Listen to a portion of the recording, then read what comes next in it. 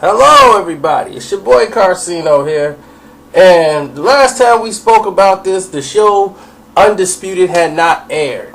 I had not made a video about Undisputed since we wanted to wait till after the first month numbers come in, because you guys are trying to make comparisons after 1 week, which I felt was the stupidest thing I've ever heard in my life. Let's look at the numbers from the show, because I told you this show would eventually trample First Take. And even though you guys don't understand, ESPN is a bigger network and is shown in more households. It's like comparing HBO to Showtime, and we've had this discussion before when looking at numbers and what's doing what for what. But as you can see, HBO and Showtime, when they come to having fights, Showtime was having more fights than HBO. HBO had cut down in its production. As you see, ESPN First Take has been doing all kind of juggling, from making Max Kellerman sound like an idiot trying to talk loud and rant when it's not what he does. So he sounds ridiculous at times. And even though he may win a debate or something, it just doesn't, nobody cares, because Max Kellerman doesn't have a team. Max Kellerman don't have something he's passionate about. He's a columnist. He's an interviewer, or whatever you want to call him. So his thing is to just be objective as possible. Here in a debate, you have to have a stance. You have to mean something. And that's what he lacks, that Skip possesses. People say, well, Max looked like a young version of what Skip Bayless looked like years ago. I don't care about the look. Don't nobody tunes in to see what Skip looks like. They want to hear Skip, his opinions. Tom Brady is the greatest next to Joe Montana. The Cowboys are the greatest thing on earth. That's Skip Bayless. And no matter for what you don't like or whatever, that's Skip. But Shannon Sharpe, I told you guys, would be the difference in the show. Now, I think it's since the show has started, it's produced what they call a 350%, like what they call an overall time slot increase. Which I told you, this is how the demographics of numbers work. You don't just compare it. Your job is not to just jump at First Take. You know, that stuff takes time to break down. It's like you're working, you're chopping at something, like a tree, and then the tree falls. Right. But what they're doing is they're boosting overall time slot for their network, which means a lot of people who are on the station, they're staying there to watch other programs. It's a good support system for the entire network, because it's increasing more people watching Fox. FS1. In the first month versus the same calendar part of last year, in the key of 18 to 49 demographic, which everybody wants, the jump is a whopping 733% in the 9:30 a.m. Eastern to 12 noon Eastern time slot window on Fox Sports 1. See, the last year they had an average viewership was like ESPN 2, their average viewership was like 23 times that of Fox Sports 1 this time of last year. The ESPN 2, which is what has First Take and everything else, their average is down 3 times that of Fox Sports 1. And this is just the first month of work. You know, and Joy Taylor, I would like to see more out of her, because I think she played basketball, she played sports. I think she would have more, impact on it if she has a little bit more dialogue than just being the moderator. And see, what people don't know, and this is what I was talking about, is the impact is carrying over to the other shows like The Herd. And, that show goes up against His and Hers, which I've been told that show is canceled and that they're going to move the girl that was on the show. She's going to go to another platform. But they're gonna restructure the his and hers and just break that whole concept down and come up with something else.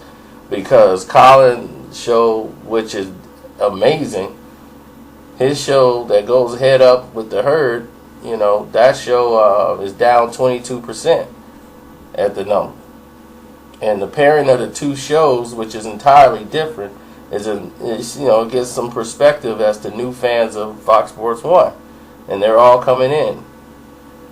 And the people at Fox Sports 1 are very happy. They got other shows that's coming, like they got the Hurt and Hustle with Frank Thomas from the White Sox and Pete Rose, who's just old school, rugged, and don't care about nothing.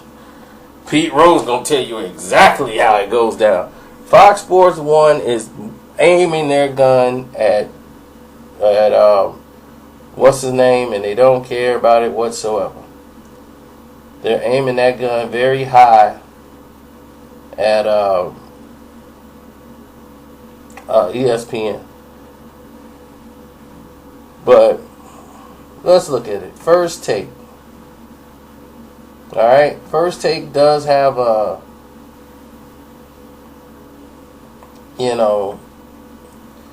it does have more views right now, but they're down like 20-some%. 29% since Skip left. Since Skip left, the show has dropped. I mean, not just since he left, but they're down 28% since the launch of Undisputed. And Max Kellerman just has not been the one that's holding it together. And a lot of people want me to blame Stephen A. Smith. Stephen A. Smith can hold the show by himself. Because Stephen A. Smith is passionate. He don't like the Cowboys. He loves LeBron James. He has commitment to things even though he's a columnist. Where Max Kellerman is known to flip no matter what time of the day it is or what's the situation. He's more of a situational type person. If this person did something this day, he is the hero. If he did something bad the next day, then he's the GOAT. That's just how he has no real connection to anything. So he doesn't know how to defend them when you're with him. Like, hey, well, don't look at that. Where Stephen A., LeBron did something bad, Stephen A's going to cover for him. Because that's his guy. He got to ride with him. See, it's a whole different spectrum. And what they're doing now, because of Max Kellerman is not a good person to bounce stuff off of, they got to come up with gimmicks. Oh, we want to interact with the fans and see what the fans got to say and do all this extra stuff online. And Shannon Sharpe comes in, takes the helm, and takes the boat and makes it float. You know why? Because he focuses on not the foolery. He's going to tell you to it in his southern drawl. He's going to say, this is me, this is Shannon Sharpe, and this is what you're going to get. I have fun, but I'm also going to tell you the facts. You might not like it, but it's going to be good for you. And he got all them country analogies too.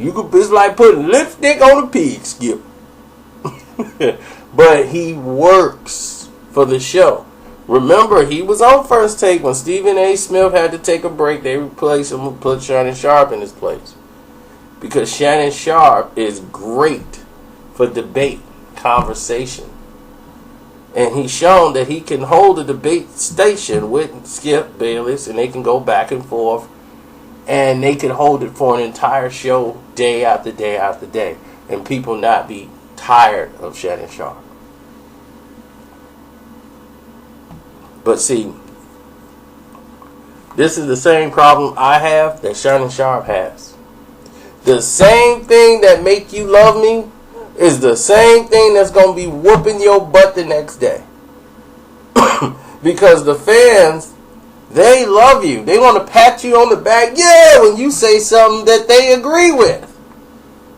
But the moment you say something that they don't agree with, they like, yeah, oh man, you was my boy, man, but now you didn't. See, now you bogus. But they don't They got to honor that you're being real 100%. So it's like, dude, I'm telling you the truth 100. It ain't always going to go the way you like it to go. But it's going to be the truth. Now, you either got to deal with it and accept it or not. But that's what it is. And that's how Shannon Sharpe moves. Not everything you're going to agree with, but you got to respect it because he's giving you the truth. That's what I do. You might not like the pill I'm giving you. One day you might look at it as a Flintstone vitamin. The next day you might be like, man, this is one of them old horse pills, man. I don't like this one, but it's the truth. Gotta swallow it. But people can't do that.